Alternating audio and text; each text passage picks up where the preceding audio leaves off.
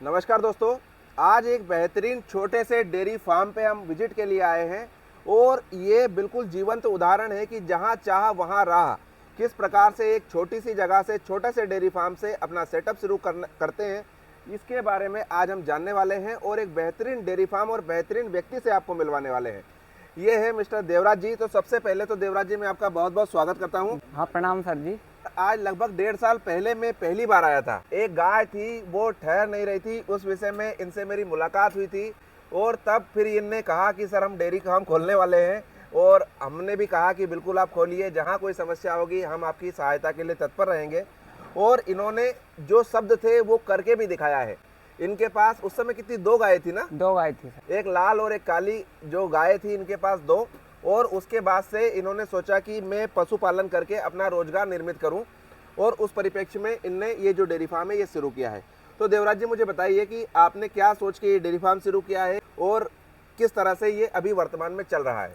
Sir, dairy farm की जो व्यवस्था है, मैंने देवलापुर नागपुर में मैं ट्रेनिंग के उस पर गया हुआ था जी। तो वहाँ से मुझे मार्गदर्शन मिला और मेरे पास 2 गायें थी जी। लेकिन एक गाय हो नहीं रही थी। हाँ। इस कारण मेरे को बहुत परेशान हो गया था मैं उससे। जी। उससे मैंने लगभग 19-20 हज़ार रुपये का उसका इलाज करा चुका था। जी। तो फिर आपके सानिध्य में आपसे संपर्क हुआ मेरा। अच्छा, ये वही गाय की बात हाँ, है? वही गाय की बात जी है। जी जी। तो उस गाय में मैंने 20,000 रुपये खर्च करने के बाद जब आपसे संपर्क हुआ तो वो हो गई गाय, बढ़िया कंप्लीट सी हो गई, जन भी गई, बहुत ईश्वर अच्छा। ने वहाँ मदद की। आज हम ये जानने के लिए देखो हमारे पास आए हैं कि अपना जो डेयरी फार्म है इसकी आपको प्रेरणा कहाँ से मिली। आपने कहा कि आप कहाँ, नागपुर ट्रेनिंग के लिए गए थे? नागपुर के पास देवलापार। देवलापार में। वहाँ कितने दिन की आपने ट्रेनिंग की थी? 5 दिन के लिए गए। 5 दिन के लिए गए थे। मतलब आप एक बड़े रूप में उसको देख आए थे। हाँ। कि हाँ, इस तरह से डेयरी फार्म किया जाए तो ये सफल हो सकता है। हो सकता है। वहाँ पे जो डेयरी फार्म था वो क्या बिल्कुल इसी तरह का था या बड़े व्यापक रूप में वहाँ वो पे? बड़े व्यापक रूप में था और उसमें गौशालाएं भी प्लस थी।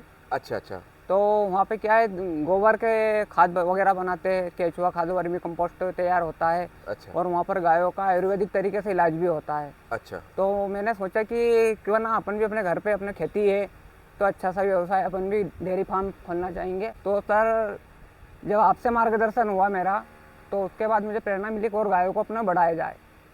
फिर मैं ये अपने अयोध्या के पास फैजाबाद, जी। वहाँ से 5-6 गाय को लेके आया मैं एक साथ। आप यूपी के फैजाबाद से जो गाय लेके आए हैं ना? हाँ, 5 गाय को मैं लेके आया। बहुत बढ़िया।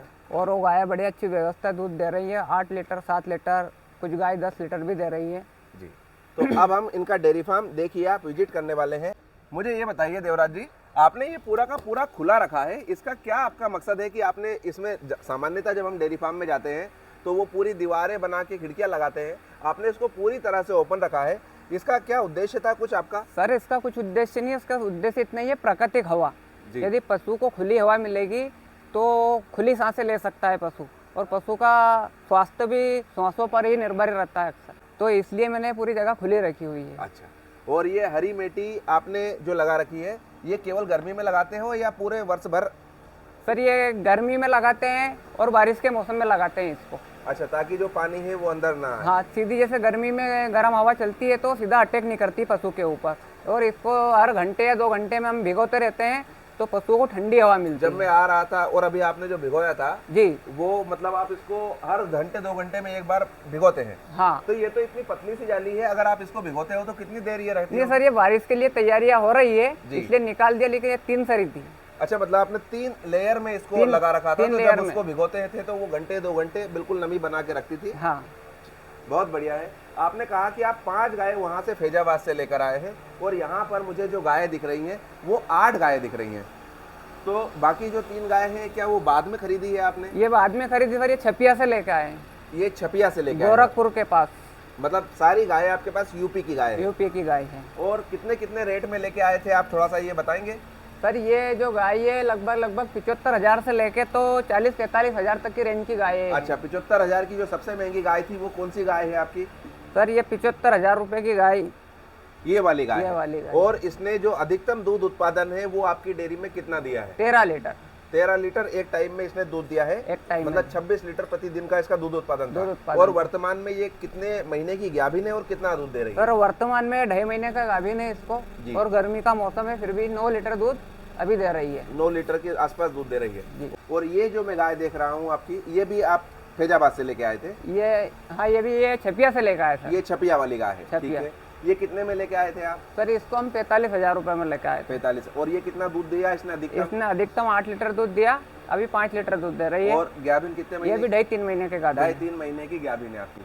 और आप सबसे सस्ती जो गाय लेके आए थे वो कौन सी गाय है? सबसे सस्ती गाय सर ये है। ये वाली गाय सबसे सस्ती। कितने में लेके आए थे ये? सर ये 36,000 रुपये की गाय है। वहां पे खरीदी थी? वहाँ पे खरीदी और इसमें 7,000 रुपये इसका भाड़ा लग गया था। तो 36 और 7 मतलब हर गाय का आपका 7,000 का भाड़ा भी लगा है? भाड़ा इनमें भाड़ा भी प्लस है। अच्छा, 36 में इसका भाड़ा भी आ गया? हाँ सर, इसका भाड़ा प्लस नहीं है। अच्छा, ठीक है। वहां से लगभग कितने किलोमीटर पड़ता है ये यहाँ से आप अपनी यहाँ से जगह सर छपिया लगभग 1050 किलोमीटर पड़ता है। 1050 किलोमीटर से। तो जब आप लाए थे तो क्या एक ही बार वहाँ चढ़ाया और यहीं लाके रोकी या नहीं बीच सर, में कहीं रास्ते में रोकी? रुकते हैं। रास्ते में रोकी थी आपने? रास्ते में इनको 4-5 घंटे का रेस्ट देते हैं। 4 से 5 घंटे का रेस्ट आप बीच में देते हैं? अच्छा, वहाँ से लाने के बाद सामान्यतः जब हम देखते हैं कि बाहर के प्रदेशों से कोई गाय या खासकर गाय जब लेके आते हैं तो वो यहाँ बीमार हो जाती है और कई गायों की उसमें मृत्यु भी होती है। तो क्या ऐसी कोई समस्या आपके साथ आई? नहीं सर, हमारे साथ ऐसी कोई समस्या नहीं आई, लेकिन अक्सर पशु उधर से लाते हैं तो बीमार इसलिए हो जाते हैं कि हमारे इधर क्या है, गेहूं का दलिया देने की प्रथा ज़्यादा है जी। तो क्या है, उधर से गाभिन गाय लेके आते हैं, वहीं जनती है और दलिया के ऊपर ध्यान नहीं देते हैं अपन, उसके कारण अक्सर पशु बीमार होता है। बाकी अपने को कोई समस्या नहीं अभी है? तक कोई समस्या नहीं। ठीक है। ये जो गाय है क्या ये खरीदी हुई है? नहीं सर, वो बछड़ी है हमें गैया की। अपने है जनी क्या ये गाय? हाँ हाँ, जो वो काली गाय थी हाँ पुरानी, पहले वाली गाय उसने ये जनी है। और ये अभी क्या पहला दे पहला दे गाभिन है या दूध दे रही है? इसको 4 महीने का गाव है सर। 4 महीने का गाभ है। इसकी उम्र कितनी है? इसकी उम्र है सर 36 महीने की। मतलब ये गाभिन होने में थोड़ी सी लेट हुई है। हाँ। तो इस तरह से यहाँ इनका जो पशुशाला है इसमें गाय है, ये बाहर फैजाबाद और यूपी मतलब छपिया से ये जो गाय है ये इन्होंने पूरी खरीदी है। और आप देखिए इनका जो मैनेजमेंट है वो बिल्कुल नीट एंड क्लीन है, इसमें कोई बेवजह का बहुत ज़्यादा खर्च नहीं किया गया है। और आप गाय देखिए, इनके यहाँ देखिए आप, इनने मेटी लगा रखी है हर जगह। सबसे पहले मेटी लाए कि सबसे पहले गाय लाए? सर मैंने सबसे पहले टिन बनवाया। हमारे पास ये छोटा डेयरी फार्म इधर बना हुआ है जी। ये बनाया, फिर उसमें हमें क्या क्या परेशानी आई, फिर उसको हमने ये बनाया, इसको डेवलपमेंट किया, पूरा सुधार किया है इसमें जी। तो हम पहले मेटी लेकर आए, उसके बाद गाय को खरीद के लेकर आए। बिल्कुल, ये मेटी लेके आए हैं गायों के साथ ही। और गाय को जो मेटी पे बांधते हैं इससे आपको क्या फायदा लगा कि आप पहले जब 2 गाय थी जब मेटी का इस्तेमाल करते थे? नहीं। तो अब जब आप मेटी लाए हैं तो क्या आपको इसका कोई सकारात्मक परिणाम मिला सामने? सर सकारात्मक क्या है सर, इसमें क्या है कि गाय के पैर नहीं फिसलते खरंजे के ऊपर। जी। दूसरी बात इसमें क्या है, खरंजे में रेत निकलती है तो गायों का क्या है, ऑर्डर बड़ा रहता है जनते समय, तो उसमें थान में स्क्रैच वगैरह और थान जाने की समस्या, इनसे सबसे बचाव मिलता है इससे। बिल्कुल, बड़ी बारीक आपने बात बताई है। देवराज जी मुझे ये बताइए कि आपने कहा कि इसके पहले आपके पास एक छोटा सा इधर डेयरी फार्म था जिसमें आप केवल घर के लिए गाय रखते थे? जी सर। ये देखिए इनका पहले ये इस तरह छप्पर नुमा एक घर था जिसमें ये 2 गायें इनके घर के लिए रखते थे। उस समय आप डेयरी पे दूध देते थे या नहीं देते थे? बहुत कम जाता था सर, घर के लिए यूज करते थे। बहुत कम जाता था। और इसमें नीचे फरसियाँ लगी हुई थी? हाँ, फरसियाँ लगी हुई थी। ठीक है। और अब इसका उपयोग जो बच्चे हैं उनको रखने के लिए आप कर रहे हैं। ये जो 4 बच्चे हैं ये इन्हीं गायों के बच्चे हैं? हाँ सर, इन्हीं गायों की बछड़ियाँ हैं ये। अच्छा, एक जो गाय थी आपकी 5 थी और आपके पास बछड़े 4 हैं, तो क्या एक कुछ चला गया? एक बच्चे की डेथ हो गई। वो क्या केड़ा था, केड़ी थी? केड़ा था सर। तो केड़े की मृत्यु क्यों हो गई जबकि 4 केड़ियां तो बिल्कुल जीवित है? सर वो ठंड का मौसम था ना, इसके कारण। ठंड के मौसम की वजह से हो गया। चलिए ठीक है। आपने हवा के वेंटिलेशन के लिए ये बिल्कुल जुगाड़ पद्धति से आपने फैन लगा रखे हैं? जी सर।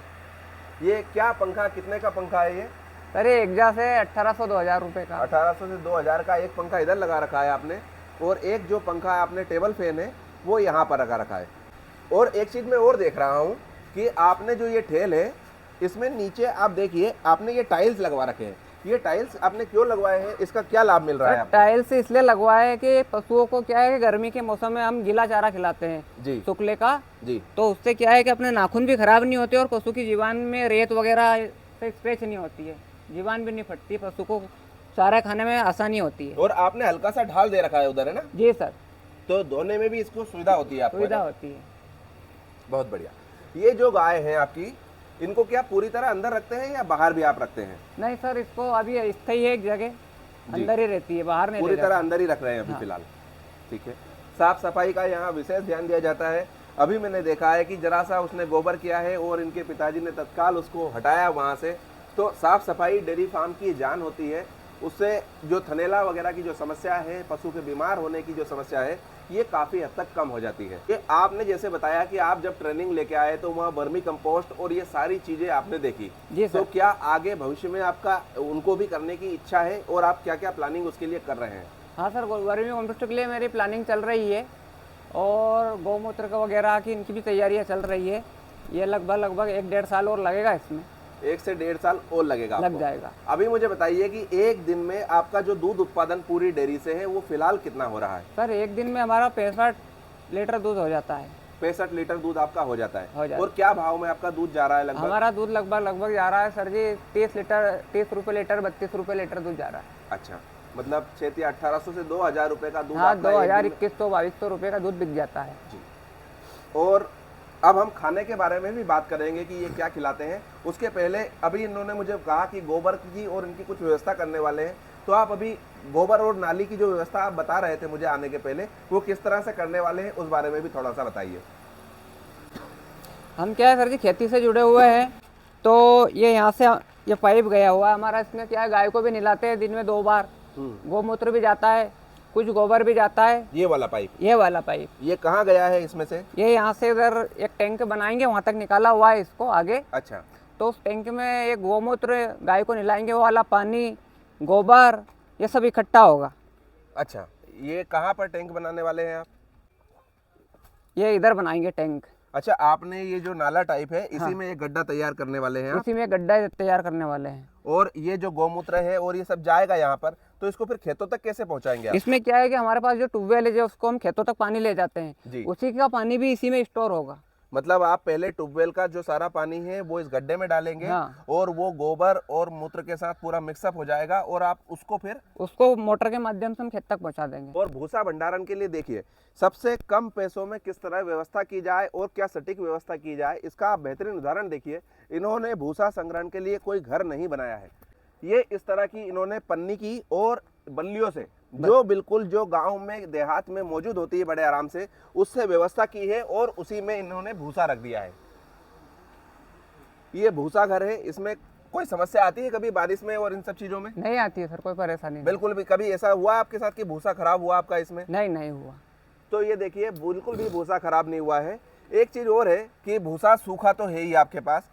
जैसे कहा जाता है कि हरा चारा जो होता है वो किसी भी डेयरी की जान होती है। जी सर। तो आपने हरे चारे के लिए कोई व्यवस्था की है? सर 1-1.5 बीघे की हरी चरी बोई हुई है हमने। कहाँ लगा रखी है वो? ये ऊपर जंगल है अपना। अच्छा, ये जो 2 खेत छोड़ के हाँ। जो हरा चारा दिख रहा है वो आप ही का है? आप, हाँ जी सर। अच्छा, और ये जो खेत है इसमें क्या लगा रहा है आपने? इसमें भी हमने चरी बो रखी है। अच्छा, इसमें आपने अभी चरी बोई है? हाँ। और अभी जो अपना चल रहा है सर, हरे चारे की व्यवस्था वो वहां से हो रही है? उसकी कटिंग हो जाएगी जब तक ये बड़ी हो जाएगी। अच्छा, क्या लगाया है इसमें आपने? इसमें एडवांटा का ज्वार बोआ है, हाइब्रिड वाला। हाइब्रिड वाला ज्वार बोया है आपने? जी। ठीक है। तो उनको जब आप हरा चारा लाते हो तो कुट्टी करके खिलाते हो या वैसे ही? कूटी करके सर, ये मशीन रखी है भूसे के पास ही। अच्छा, इस मशीन से आप कुटी करके और उसको मिक्स करके खिला रहे हैं? हाँ सर, इसमें 60% हरे चारा रहता है, 40% ये सूखा चारा रहता है। 60% हरा चारा और 40% सूखा भूसा आप साथ में दे रहे हैं? साथ में इनको मिक्स करके 50 ग्राम पर गाय के हिसाब से उसमें मिनरल मिक्सचर भी डालते हैं। मिनरल मिक्सचर का आप बराबर प्रयोग कर रहे हैं? जी सर। तो ये देखिए इन्होंने मिनरल मिक्सचर जो है अपनी पशुशाला में, डेयरी में जो इनका दैनिक भोजन है उसमें सम्मिलित कर रखा है। और मिनरल मिक्सचर से आपको कुछ लाभ दिखा? सर लाभ क्या, दूध भी गाय पर्याप्त देती है, गाय के जो स्वास्थ्य वो भी बढ़िया रहता है। दूसरी और मेन चीज़ है, गर्मी में गिचौड़ियाँ बहुत लग जाती है गायों को, तो मिनरल मिक्सचर से सबसे बड़ा फायदा तो यह है कि गिचौड़ियों का खर्चा पूरा बच गया और गाय का स्वास्थ्य ठीक होने से भी बच गया। मैं बिल्कुल देख रहा हूँ कि आपकी जो पशुशाला है इनमें गायों में कहीं भी एक्टोपैरासाइट जो गिचौड़िया वगैरह होती है उसमें बिल्कुल भी नहीं दिख रही है। ये एक चीज़ और हो सकती है कि आपकी साफ सफाई का इतना ध्यान है कि पशु जो है उसमें गिचौड़ी आने की संभावना यूं भी कम लगती है।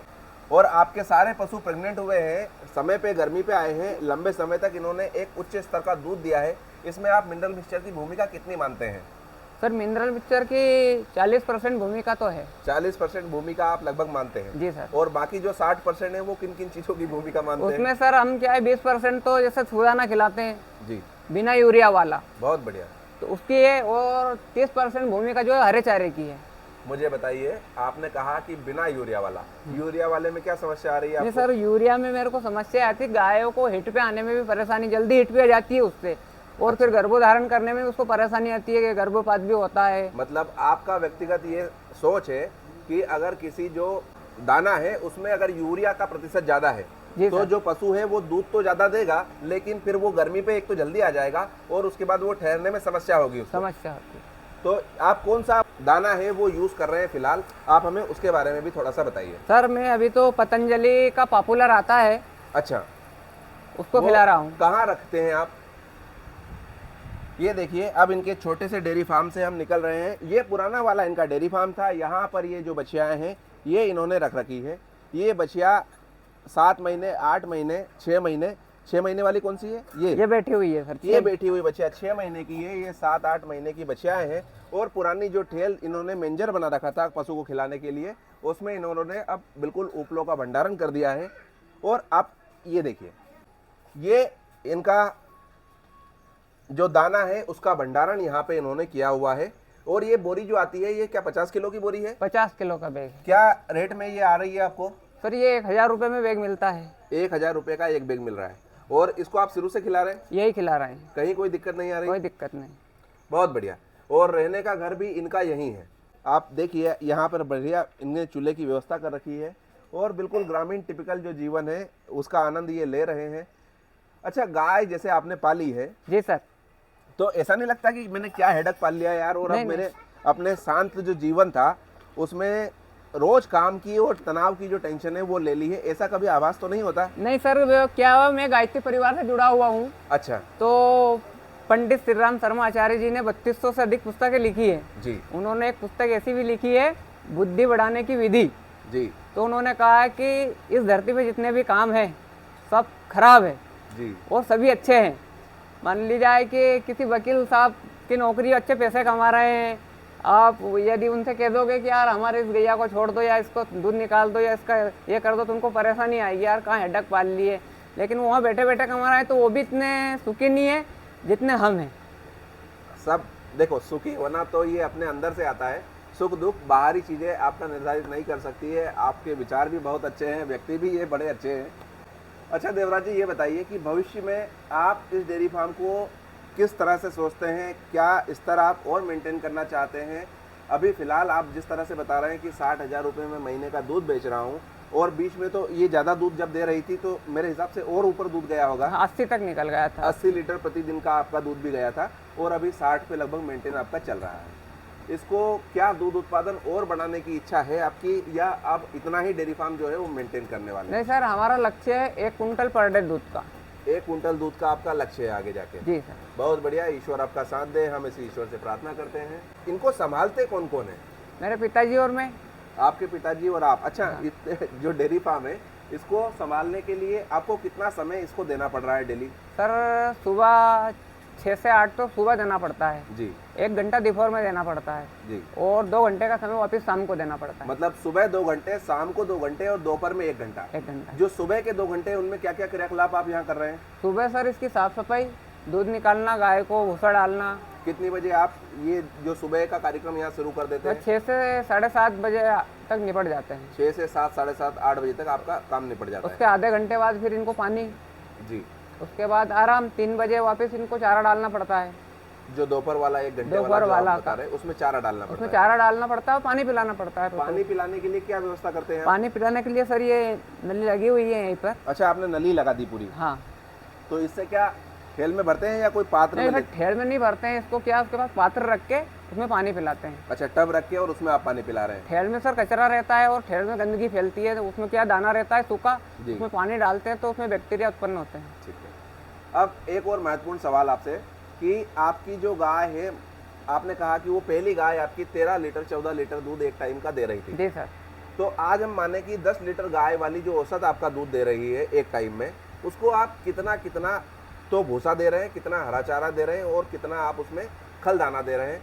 सर एक गाय को हम लगभग जो 10 लीटर दूध दे रही है उसको एक टाइम में हम 5 किलो दाना खिलाते हैं। 5 किलो दाना खिला रहे हैं, और भूसा और हरा चारा?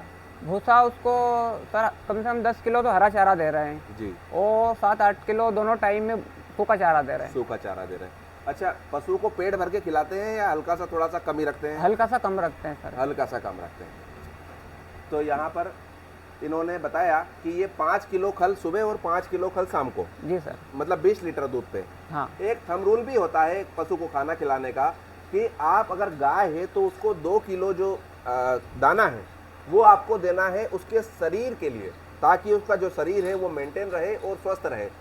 प्रति 2.5 किलो दूध पे आप उसको 1 किलो जो दाना है वो जी देना चाहिए। तो अगर 20 लीटर जो दूध दे रही है तो उसमें हमें 2.5 किलो के हिसाब से 8 किलो दाना तो वो आ रहा है और 2 किलो दाना जो उसके शरीर के मेंटेनेंस के लिए ये है। आप देखिए, बिल्कुल सही जो मात्रा है, जो वैज्ञानिक पद्धति है उसके अनुसार ही ये दाना दे रहे हैं और इनके पशु बिल्कुल स्वस्थ भी हैं। और आप एक चीज़ देखिए, जब ये मिनरल मिक्सचर और खाना पीना बढ़िया दे रहे हैं तो आप पशु की स्किन देखिए, बिल्कुल क्लीन स्किन है, कहीं जुए किल्ली गिच्चड़ वगैरह नहीं है। आप कोई भी गाय देख लीजिए, इन गायों में कहीं भी हमें जुए किल्ली और ये देखने को नहीं मिल रही है। मक्खियाँ यहाँ नहीं है बिल्कुल भी, क्योंकि साफ सफाई का बहुत ध्यान है। अच्छा, मुझे एक चीज़ और बताइए कि इन सब पशुओं का आपने बीमा करवा रखा है? सभी का बीमा है सर। और बीमा जब आपने करवाया है तो उसकी कितनी किस्त आपने भरी है? सर बीमा हमने करवाया है इनका, तो एक गाय का 10,300 रुपये का प्राइवेट में हुआ है जी। कितने साल के लिए हुआ है? 3 साल के लिए। 3 साल के लिए हुआ है। तो आपको इतना महंगा बीमा, देखिए 10,300 एक बड़ी रकम होती है। बड़ी रकम होती है। तो आपको क्या लगता है कि बीमा करवा के आपने अच्छा किया है या कुछ? सर अच्छा हुआ ना सर। उसमें क्या हुआ, पिछली बार हम एक गाय लेकर आए थे, इनके साथ में ही थे जी। तो उसकी डेट हो गई। अच्छा। वो गाय भी 75,000 रुपये की खरीदी हुई गाय थी, तो उसका क्लेम हमें मिल गया है। मतलब एक तरह से देखा जाए तो आपने 7 गायों का बीमा लगभग 70-72 हज़ार में करवाया है और एक ही गाय उसमें से आपकी किसी कारणवश बीमारी में चली गई और आपको लगभग 70,000 रुपए उसमें से वापस आ गए। 65,000 रुपये मिल गए। 65,000 रुपए वापस आ गए। तो बीमा का ये लाभ होता है जब भी डेयरी हो। अच्छा, मुझे बताइए, जब ये 3 साल में बीमा खत्म हो जाएंगे तो आप पुनः बीमा करवाएंगे? जी सर, वापस करवाएंगे। इस बार मैं बीमा करने की सलाह दूंगा, लेकिन इस बार मैं जो सलाह दूंगा वो दूंगा प्राइवेट की जगह शासकीय जो बीमा होते हैं वो। शासकीय जो बीमा होता है उनकी जो रकम होती है, जो उनकी प्रीमियम होती है वो बेहद कम होती है। जहां आपने 10,300 में ये बीमा करवाया है वो लगभग मेरे हिसाब से 5-6 हज़ार में आपका एक पशु का 3 साल का बीमा बड़ी आसानी से शासकीय तौर पे हो जाएगा। तो अगली बार से जब आप बीमा करवाएं तो ये थोड़ा सा एक परिवर्तन करके अपने 30 से 40 हज़ार रुपए हम बचा लेंगे। देखिए, किसान को ये ध्यान देना बहुत जरूरी है कि छोटी छोटी चीजों में पैसा बचाया जाए। यहाँ देखिए, इन्होंने बेवजह तामझाम करके बहुत महंगा घर नहीं बनाया है। दरअसल होता क्या है, हमारा बजट मान लो 10 लाख है और उसमें से 8 लाख का हमने डेयरी सेट बना दिया।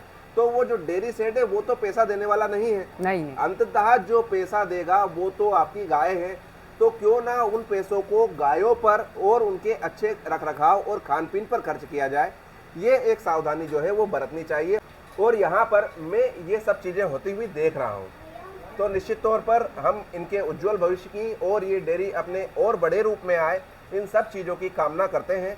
और ये देखिए, अब इन्होंने बारिश की तैयारी शुरू कर दी है। उधर इन्होंने रस्सी के ऊपर मेट लगा दी है। अच्छा, ये मेट सीधे सीधे बांधी, उसकी बजाय रस्सी बीच में आपने क्यों लगाई? सर ये क्या है कि उधर से हवा आती है तो ये गैया के ऊपर आती है मेट। अच्छा, उड़ती है, उसको रोकने के लिए आपने ये लगा रखी है। यहाँ पर ये बेहतरीन डेयरी फार्म देख के और इनकी सजगता, इनके पिताजी की मेहनत और इनकी मेहनत वाकई में काबिल तारीफ है। और हम ईश्वर से प्रार्थना करते हैं कि ये जो डेयरी फार्म है, जो इनके लक्ष्य है, वहाँ तक जाए और ये क्षेत्र में उदाहरण प्रस्तुत करे, ऐसी हमारी इच्छा है। और हम ईश्वर से आपके लिए प्रार्थना भी करते हैं। वीडियो और जानकारी पसंद आई हो तो वीडियो को लाइक कीजिए, चैनल को सब्सक्राइब कीजिए और बने रहिए हमारे साथ। जय हिंद, जय भारत, धन्यवाद।